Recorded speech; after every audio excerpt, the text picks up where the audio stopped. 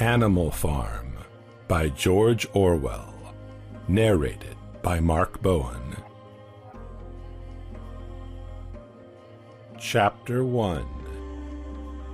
Mr. Jones of the Manor Farm had locked the henhouses for the night, but was too drunk to remember to shut the popholes.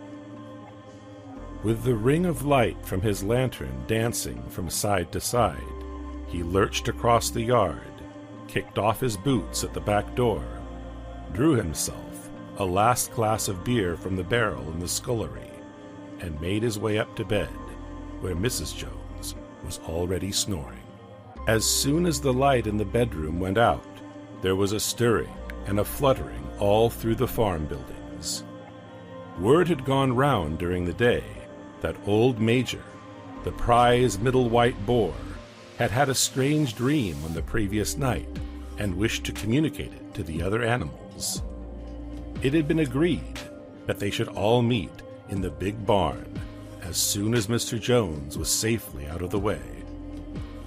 Old Major, so he was always called, though the name under which he had been exhibited was Willingdon Beauty, was so highly regarded on the farm that everyone was quite ready to lose an hour's sleep in order to hear what he had to say. At one end of the big barn, on a sort of raised platform, Major was already ensconced on his bed of straw, under a lantern which hung from a beam. He was 12 years old, and had lately grown rather stout, but he was still a majestic-looking pig, with a wise and benevolent appearance in spite of the fact that his tushes had never been cut.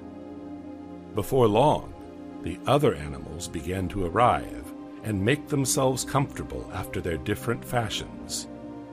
First came the 3 dogs, Bluebell, Jessie, and Pincher, and then the pigs, who settled down in the straw immediately in front of the platform. The hens perched themselves on the window-sills, the pigeons fluttered up to the rafters, the sheep and cows lay down behind the pigs and began to chew the cud. The 2 cart horses, Boxer and Clover, came in together, walking very slowly and setting down their vast hairy hoofs with great care, lest there should be some small animal concealed in the straw. Clover was a stout, motherly mare, approaching middle life, who had never quite got her figure back after her 4th foal. Boxer was an enormous beast, nearly 18 hands high, and as strong as any 2 ordinary horses put together. A white stripe down his nose gave him a somewhat stupid appearance, and in fact, he was not of first-rate intelligence, but he was universally respected for his steadiness of character and tremendous powers of work. After the horses came Muriel, the white goat, and Benjamin, the donkey. Benjamin was the oldest animal on the farm, and the worst-tempered. He seldom talked, and when he did, it was usually to make some cynical remark. For instance, he would say that God had given him a tail to keep the flies off, but that he would sooner have had no tail and no flies. Alone among the animals on the farm, he never laughed. If asked why, he would say that he saw nothing to laugh at. Nevertheless, without openly admitting it, he was devoted to Boxer. The 2 of them usually spent their Sundays together in the small paddock beyond the orchard, grazing side by side and never speaking. The 2 horses had just lain down when a brood of ducklings, which had lost their mother, filled into the barn, cheeping feebly and wandering from side to side to find some place where they would not be trodden on. Clover made a sort of wall round them with her great foreleg, and the ducklings nestled down inside it and promptly fell asleep.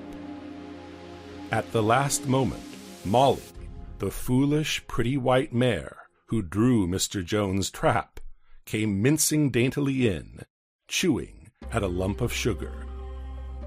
She took a place near the front and began flirting her white mane, hoping to draw attention to the red ribbons it was plaited with. Last of all came the cat, who looked round as usual for the warmest place, and finally squeezed herself in between Boxer and Clover. There she purred contentedly throughout Major's speech, without listening to a word of what he was saying. All the animals were now present except Moses, the tame raven, who slept on a perch behind the back door. When Major saw that they had all made themselves comfortable and were waiting attentively, he cleared his throat and began.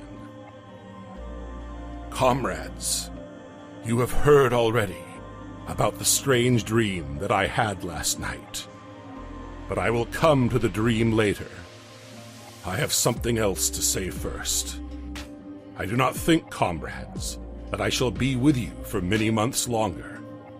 And before I die, I feel it my duty to pass on to you such wisdom as I have acquired. I have had a long life. I have had much time for thought as I lay alone in my stall, and I think I may say that I understand the nature of life on this earth as well as any animal now living. It is about this that I wish to speak to you. Now, comrades, what is the nature of this life of ours? Let us face it. Our lives are miserable, laborious, and short. We are born. We are given just so much food as will keep the breath in our bodies, and those of us who are capable of it are forced to work to the last atom of our strength.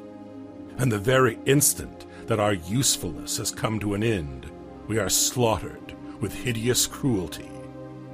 No animal in England knows the meaning of happiness or leisure after he is a year old. No animal in England is free. The life of an animal is misery and slavery. That is the plain truth. But is this simply part of the order of nature? Is it because this land of ours is so poor that it cannot afford a decent life to those who dwell upon it? No, comrades. 1,000 times no. The soil of England is fertile. Its climate is good. It is capable of affording food in abundance to an enormously greater number of animals than now inhabit it. This single farm of ours would support 12 horses, 20 cows, hundreds of sheep, and all of them living in a comfort and a dignity that are now almost beyond our imagining. Why, then, do we continue in this miserable condition? Because nearly the whole of the produce of our labor is stolen from us by human beings. There, comrades, is the answer to all our problems. It is summed up in a single word: man. Man is the only real enemy we have. Remove man from the scene, and the root cause of hunger and overwork is abolished forever. Man is the only creature that consumes without producing. He does not give milk. He does not lay eggs. He is too weak to pull the plow. He cannot run fast enough to catch rabbits. Yet he is lord of all the animals. He sets them to work. He gives back to them the bare minimum that will prevent them from starving, and the rest he keeps for himself. Our labor tills the soil. Our dung fertilizes it. And yet there is not one of us that owns more than his bare skin. You cows that I see before me, how many thousands of gallons of milk have you given during this last year? And what has happened to that milk which should have been breeding up sturdy calves? Every drop of it has gone down the throats of our enemies. And you hens, how many eggs have you laid in this last year? And how many of those eggs ever hatched into chickens? The rest have all gone to market to bring in money for Jones and his men. And you, Clover, where are those 4 fowls you bore, who should have been the support and pleasure of your old age. Each was sold at a year old. You will never see one of them again. In return for your 4 confinements and all your labors in the fields, what have you ever had except your bare rations and a stall? And even the miserable lives we lead are not allowed to reach their natural span. For myself I do not grumble, for I am one of the lucky ones. I am 12 years old, and have had over 400 children. Such is the natural life of a pig. But no animal escapes the cruel knife in the end. You young porkers who are sitting in front of me, every one of you will scream your lives out at the block within a year. To that horror we all must come. Cows, pigs, hens, sheep, everyone. Even the horses and the dogs have no better fate. You, boxer, the very day that those great muscles of yours lose their power, Jones will sell you to the knacker, who will cut your throat and boil you down for the foxhounds. As for the dogs, when they grow old and toothless, Jones ties a brick round their necks and drowns them in the nearest pond. Is it not crystal clear, then, comrades, that all the evils of this life of ours spring from the tyranny of human beings? Only get rid of man, and the produce of our labor would be our own. Almost overnight, we could become rich and free. What then must we do? Why, work night and day, body and soul, for the overthrow of the human race. That is my message to you, comrades. Rebellion! I do not know when that rebellion will come. It might be in a week or in 100 years. But I know, as surely as I see this straw beneath my feet, that sooner or later justice will be done. Fix your eyes on that, comrades, throughout the short remainder of your lives. And above all, pass on this message of mine to those who come after you, so that future generations shall carry on the struggle until it is victorious. And remember, comrades, your resolution must never falter. No argument must lead you astray. Never listen when they tell you that man and the animals have a common interest, that the prosperity of the one is the prosperity of the others. It is all lies. Man serves the interests of no creature except himself. And among us animals, let there be perfect unity, perfect comradeship in the struggle. All men are enemies. All animals are comrades. At this moment, there was a tremendous uproar.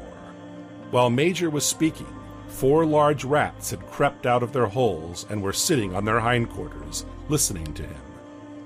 The dogs had suddenly caught sight of them, and it was only by a swift dash for their holes that the rats saved their lives. Major raised his trotter for silence. "Comrades," he said, "here is a point that must be settled. The wild creatures, such as rats and rabbits, are they our friends or our enemies? Let us put it to the vote. I propose this question to the meeting. Are rats comrades?" The vote was taken at once, and it was agreed by an overwhelming majority that rats were comrades. There were only 4 dissentients, the 3 dogs and the cat, who was afterwards discovered to have voted on both sides. Major continued, "I have little more to say. I merely repeat, remember always your duty of enmity towards man and all his ways. Whatever goes upon 2 legs is an enemy. Whatever goes upon 4 legs, or has wings, is a friend. And remember also that in fighting against man, we must not come to resemble him. Even when you have conquered him, do not adopt his vices. No animal must ever live in a house, or sleep in a bed, or wear clothes, or drink alcohol, or smoke tobacco, or touch money, or engage in trade. All the habits of man are evil, and above all, no animal must ever tyrannize over his own kind. Weak or strong, clever or simple, we are all brothers. No animal must ever kill any other animal. All animals are equal. And now, comrades, I will tell you about my dream of last night. I cannot describe that dream to you. It was a dream of the earth, as it will be when man has vanished. But it reminded me of something that I had long forgotten. Many years ago, when I was a little pig, my mother and the other sows used to sing an old song of which they knew only the tune and the first 3 words. I had known that tune in my infancy, but it had long since passed out of my mind.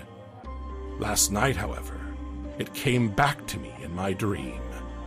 And what is more, the words of the song also came backwards, I am certain, which were sung by the animals of long ago and had been lost to memory for generations.